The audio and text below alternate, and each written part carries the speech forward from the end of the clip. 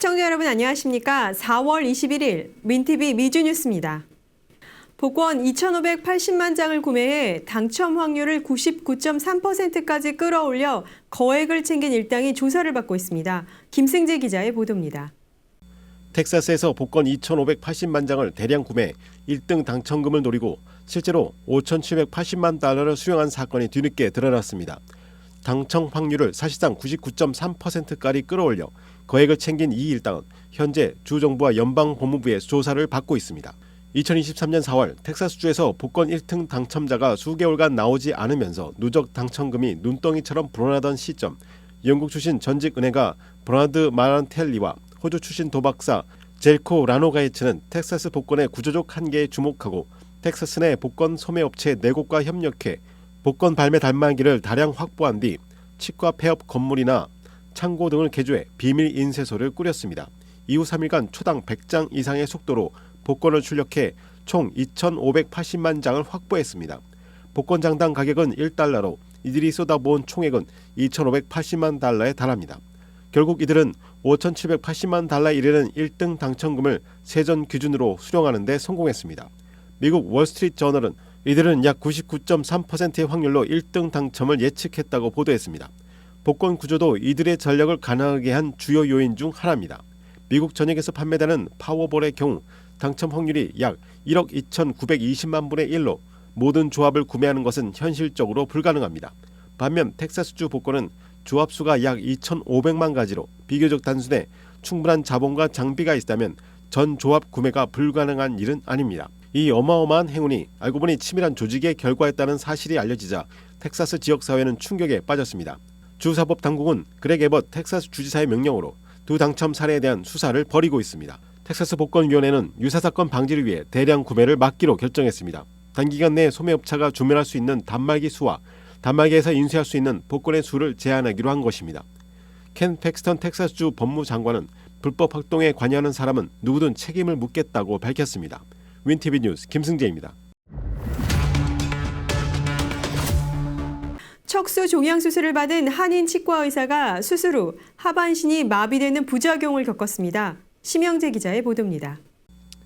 워싱턴대 의과대학이 운영하는 하버드 메디컬 센터에서 척추 종양 제거 수술을 받은 한인 치과 의사가 수술 후 하반신이 마비되는 부작용을 겪고 병원 측의 의료 과실과 설명 부족을 이유로 손해배상을 청구했습니다.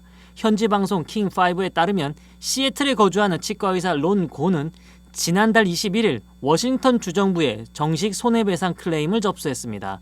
그는 클레임을 통해 수술 전 의료진으로부터 3개월 내 회복 후 직장 복귀가 가능하다는 설명만 들었을 뿐 영구적인 마비 가능성에 대해서는 전혀 고지받지 못했다고 주장했습니다. 고 씨는 양성 척추 종양 제거를 목적으로 하버드 병원을 찾았으며 당시에는 다리 저림 증상만 있었을 뿐 자립보행이 가능한 상태였다고 설명했습니다. 그러나 수술 후 가슴 아래 부위가 마비돼 독립적인 생활이 불가능한 상태에 놓였다고 밝혔습니다. 그는 또 수술 도중 약 70%가 진행된 시점에서 신경 반응이 사라졌음에도 불구하고 의료진이 수술을 강행했다고 주장했습니다. 수술 시간도 당초 안내반은 4시간에서 6시간을 훌쩍 넘어 8시간 이상 소요됐으며 전문의 2명이 집도할 예정이란 설명과 달리 수련의들이 직접 수술에 참여한 정황도 있다고 덧붙였습니다. 현재 고 씨는 병원에 입원 중이며 재활치료를 받는 중입니다. 10살, 7살 자녀를 둔 가장으로서 경제적 어려움에 처해 있는 것 또한 알려졌습니다. UW 하버드 메디컬 센터 측은 해당 사건과 관련해 현재로서는 별도의 입장을 밝히기 어렵다고 전했습니다.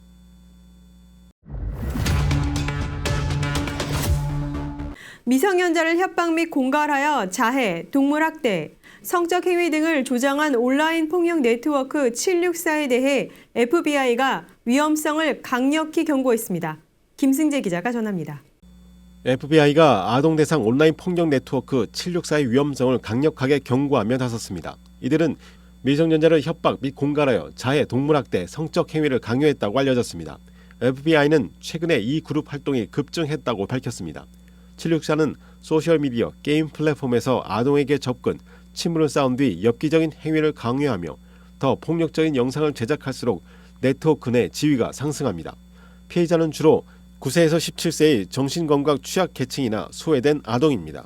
FBI는 인종 및 민족적 동기 이념 연관성을 고려 대테러 요원을 투입하여 국제적 네트워크를 추적 중이며 최근 미시간 켄터키에서 조직원들이 중형을 선고받았습니다. 혐의는 사이버 스토킹, 폭력 선동, 아동 성학대물 제작 등입니다. FBI는 자녀의 온라인 활동에 대한 부모의 관심과 대화를 강조하며 유사 사례 발견 시 즉시 신고할 것을 요청했습니다. 또한 아동에게 온라인 위험성을 교육하고 낯선 사람과의 온라인 관계에 주의를 기울여야 한다고 당부했습니다. 윈TV 뉴스 김승재입니다. 국제 금값이 사상 최고치를 경신했습니다. 금 가격은 올해 들어서만 29% 이상 상승했습니다. 심영재 기자가 전합니다. 트럼프 대통령의 관세 정책으로 인한 글로벌 경제 불확실성이 이어지는 가운데 국제 금값이 사상 최고치를 또다시 경신했습니다.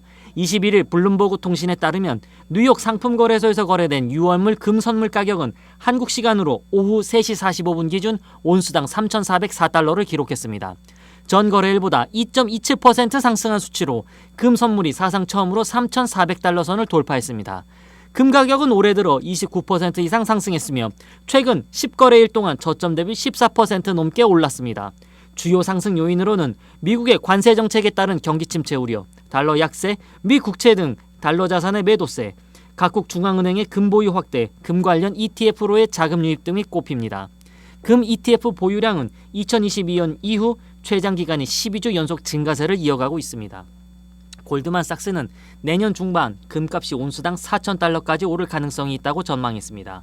캐피털닷컴의 카일 로다 애널리스트는 3,500달러를 다음 주요 저항선으로 제시하면서도 단기적으로는 진입이 쉽지 않을 것이라고 내다봤습니다. 한편 이날 금값 급등에는 트럼프 대통령의 연방준비제도 제롬 파월 의장 사임 압박도 영향을 미쳤다는 분석입니다. 트럼프는 지난 17일 금리 인하를 요구하며 사임을 원하면 그는 매우 빨리 물러날 것이라며 공개적으로 파월 의장을 압박했고 백악관 국가경제위원회의 케빈 해싯 위원장도 해임 가능성을 계속 검토 중이라고 밝혔습니다.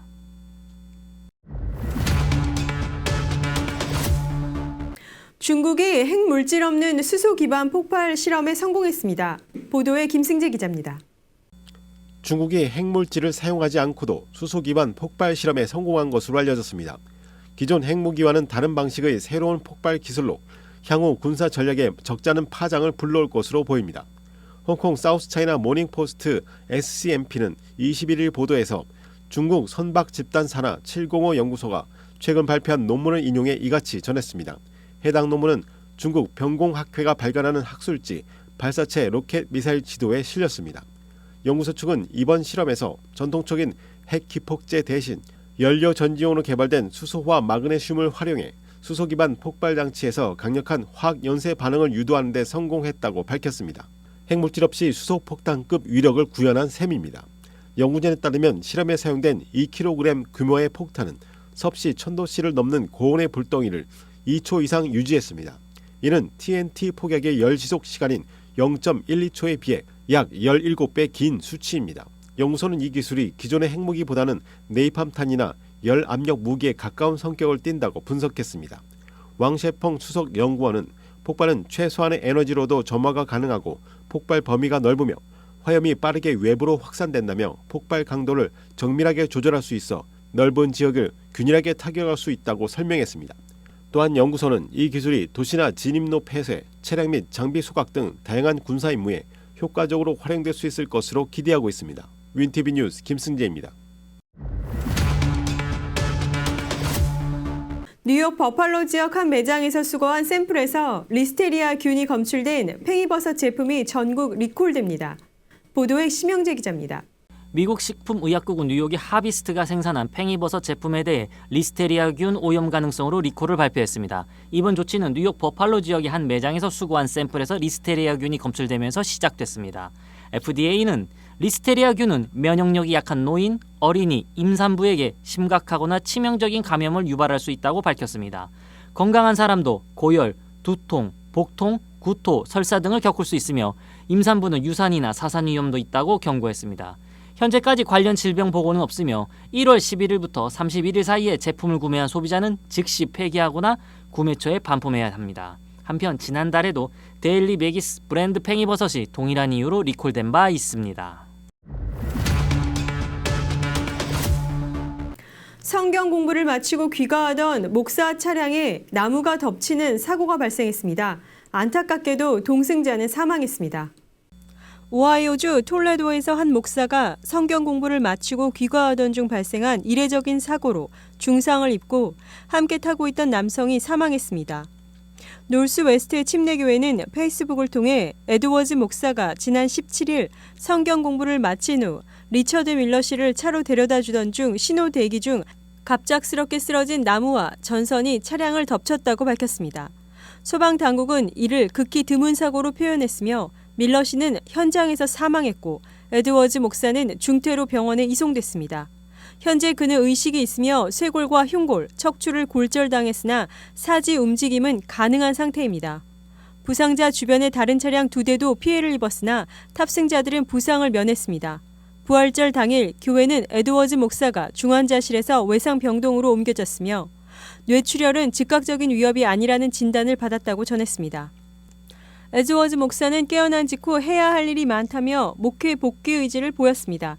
가족은 지속적인 기도와 응원에 깊은 감사를 전했습니다. 도로와 차도에 다량의 못이 세워진 사건이 발생했습니다. 미 매사추세츠주 케이프코드 지역에서 도로와 차도에 뾰족한 못이 대량으로 뿌려진 사건이 발생해 경찰이 운전자들에게 타이어 점검을 당부하고 나섰습니다. 펠머스 경찰에 따르면 12일 새벽 2시경 순찰 중이던 경찰관이 존 파커 로드에서 도로에 정렬된 못들을 발견했습니다. 이후 인근 지역에 대한 수색이 이뤄졌고 추가로 클락 스트리트, 올드 반스터블 로드, 프린스 헨리 드라이브 등에서도 같은 방식의 못들이 확인됐습니다. 펠머스 경찰과 공공시설관리국 직원들이 수거한 못은 총 478개에 달합니다. 클락 스트리트에 거주하는 캐시 하트포드는 새벽 2시 30분쯤 경찰의 방문을 받았습니다. 그는 지역 언론 보스턴 25와의 인터뷰에서 경찰이 우리 집 진입로, 거리 위, 차 주변에 못이 발견됐다고 알렸다고 말하며 다행히 피해는 없었다고 전했습니다. 인근 주민들도 상황을 이해하지 못한 채 혼란스러운 반응을 보였습니다. 존 파커 로드의 한 주민은 도대체 누가 이런 짓을 하는지 모르겠다고 했고 또 다른 주민은 도대체 왜 이런 수고를 했는지 모르겠다고 말했습니다. 하트포드는 우리는 그냥 10대들이 장난으로 한 일이라고 추측했다고 말했고 같은 거리의 릭 멜로는 심심했던 목수가 못이나 좀 더 받고 싶었던 것은 아닐까라며 농담 섞인 반응을 보이기도 했습니다. 펠머스 경찰은 해당 지역에서 타이어 파손 신고도 여러 건 접수된 상태라고 밝혔습니다. 다만 실제로 해당 못들이 그 피해를 일으킨 것인지 여부는 아직 확실하지 않다고 전했습니다. 경찰은 관련 정보를 알고 있거나 보안 카메라 영상을 가진 주민들에게 펠머스 경찰서 쿠퍼 체프먼 경관에게 연락해 줄 것을 요청하고 있습니다. 이번 사건은 현재 조사 중이며 추가 정보가 확인되는 대로 계속 업데이트될 예정입니다. 뉴스를 마칩니다. 시청해주신 여러분 고맙습니다.